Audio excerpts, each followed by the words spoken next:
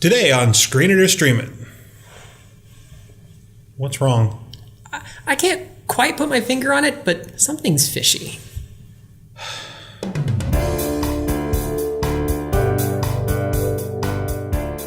Aquaman is rated PG-13 for sequences of sci-fi violence and action and for some language. It's the story of Arthur Curry, aka Aquaman. Half human, half Atlantean, Arthur discovers that he is the heir to the underwater kingdom of Atlantis. But does he have what it takes to lead his people and become king?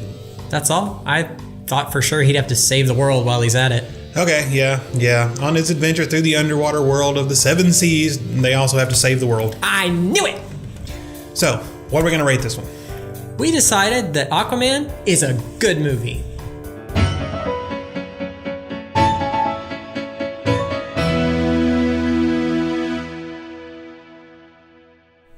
Alright, so DC's at it again. We got another DC superhero movie that have not been the highest quality of like, with the exception of Wonder Woman. I did really enjoy I loved it. It was like the shining star of their whole mess that was attempted like box office bonanzas. So we got a little bit of Aquaman and Justice League, and which was surprisingly good considering their track record. I thought Justice League was pretty okay. I liked it. It's pretty okay. It's not really villain. Was weak. Yeah, well, in the CGI was terrible for the villain. You didn't need that. We all agree. But not really a whole lot of high hopes when you bring Aquaman to the screen, which is not necessarily a beloved character, not the way a Batman or a Superman or a Wonder Woman is. And you throw that in, compiled with a history of mediocre to not so good movies. And to me, this one really stood out. I don't know if it was even better because of the previous failures, but I really, really enjoyed this movie. Well, it does kind of lower your expectations, but that's, that is what it is. I don't know. Because of Wonder Woman and Justice League, my expectations were raised a little, and it delivers. It's fun. If you like superhero movies, origin stories, hey, it works. Well, being a longtime comic book fan, just a movie about Aquaman and these DC movies, I had zero expectations going in. I was like, I need to watch this movie so we can talk about it on the show, but I was kind of dreading it, and really just hit it out of the park for me. I don't know if it's because my expectations were so low, but I think it might actually be a decent movie. No, I think it is a decent movie. First of all, it has a great cast. It really does. Star-studded, great cast. So put aside the main. So Jason Momoa and Amber Heard play like the two main characters. I saw her in the trailer, Nicole Kidman, but I wasn't sure it was actually her until the movie started. And I went, oh my God, it's Nicole Kidman. It's just so weird that she pops up in a superhero movie like that. And then Willem Dafoe shows up, and then Dolph Lundgren shows up, and the guy that's the villain that I can never think of his name, Patrick Wilson. Yeah, and I was like, wow, like that's some serious star power behind it. But then if you go back to Jason Momoa, like he doesn't look like what I think Aquaman looks like. Not at all. He doesn't look like what Aquaman is supposed to look like in my head. Not from the drawings I've seen either. After watching that movie, I don't think you could have picked a more perfect person to fit their Aquaman that they put on the screen. I've never found Jason Momoa very charismatic to begin with, but in this, I just wanted to keep watching. I'm ready for Aquaman 2. Well, yeah, he is kind of, I don't know, stiff or something in his delivery. He's not necessarily personable, but this movie, Aquaman's kind of a sarcastic and he's just kind of a guy, let's just go with the flow type guy, and which is really the kind of a surfer kind of guy. Yeah, and he kind of goes with this whole thing, because like the world's coming to an end, we got to save the world, and he's like, let's just go with it. and it really works there, and his personality kind of comes through, and it just totally works for me. So I thought that was great. So you start with a great cast. The story itself was pretty good. I didn't think it was a great story. We got a little bit of an origin story in the beginning, and we've gotten so many origin stories that people just hate them as like, not an origin story. But I thought they did a really good with that because it was enough origin story that you knew where he came from, but it wasn't 3/4 of the movie. It was 8-10 minutes of here's how he becomes Aquaman and let's go. And it was a lot less about him and more about his parents in the origin story too, which I think helps. That's true. There were a lot of like conflicted things, but not conflicted. as I was watching this, I always try to think of something. What's going to be the streaming something that's like this? There were so many different things that came to mind. Like they borrowed a little bit of Indiana Jones, and then they borrowed a little bit of, well, every superhero origin story, and kind of mixed some of these things up, and actually had a really good soundtrack. I really enjoyed the music. To me, superhero movies have like the generic like epic thing going, which I like, but I've heard it now so many times it's Well, it did. They had so the story takes place way more of it in Atlantis than I thought would. Like I figured it would be mostly, on Earth because that's easier, and right. It'd be a little bit of Atlantis, but there was a lot of Atlantis. But you have that, and then you have Earth. But you get these. Like Atlantis is this underwater kingdom, and it's really beautiful, and it's kind of old and what you would imagine, something that's been underwater for thousands of years. But it's really neat, this sunken kingdom, right?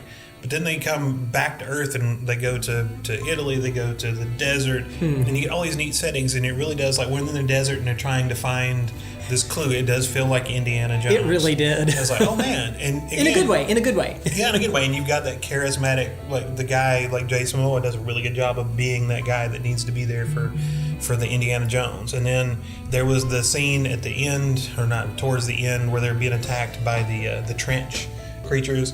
And that felt very pitch black to me, like the little swoopy creatures that would come in. And before that, there was all the like tech, and the underwater city felt very like Fifth Element to me.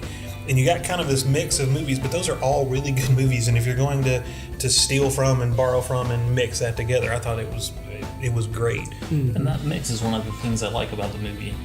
With the way that Justice League went, they may have been thinking, this might be our one chance with Aquaman. Let's throw in as much as we can. There were dinosaurs in this movie.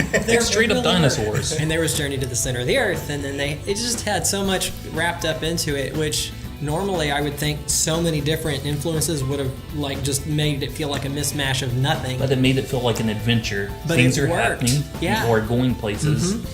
And well, that takes me to a couple of things I didn't like. I did miss the mark a little bit. Okay. And that was, first of all, the story I didn't think was that great. Like, I mean, it wasn't super original for as original as it was. I didn't think that, again, and we made fun of this in the opening, but you got to save the world. And we talked about this before. Like, you don't always have to be saving the world. Although his reluctance to do so, he just kind of, I think helped there. Well, he definitely wanted to put a stop to the fighting, but yeah, he didn't want to be the iconic figure. He just wanted to stop. There were two main things that stuck out to me that just kind of drove me crazy. One of them is, and it's a DC thing, and I feel like DC's behind Marvel, and they feel the behind Marvel. And every movie has felt like, let's just shove everything, like you said, to the forefront and get it out there as quick as we can. And with Aquaman, to me, there was two villains, and there doesn't need to be two villains. I don't think there really were. Unless they're like a villain and an assistant, like most of the time you don't need two villains, especially in the first movie. Mm-hmm. You need time and the ability to ramp things up. And maybe, like you said, maybe like this is our one shot at Aquaman, let's just go for it.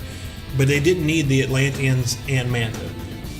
And when you have the first movie and an origin story of Aquaman, then you have the Atlanteans, which you also have to set up as a villain. Yeah. Then you've got Black Manta, which you have to set up, and it's just too much to set all of them up. And so what happens is some of that gets thrown away. Yeah. And even though the movie's 2 hours and something, like I thought they did 23. I thought they did a really good job of the Atlanteans, and I thought they did a good job of Aquaman, but I really felt like Black Manta was just kind of felt thrown in there. He did his little part, and then he was gone. You have to sell toys. Buy our toys. That's another DC thing that they like to do. They had like the cookie cutter.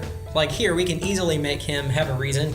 Here it is. He's got a reason. And well, it was a good reason, to be fair. So that, I did not like that. I don't like the giant scale again, trying to save the world. And just everything was just too much, too fast.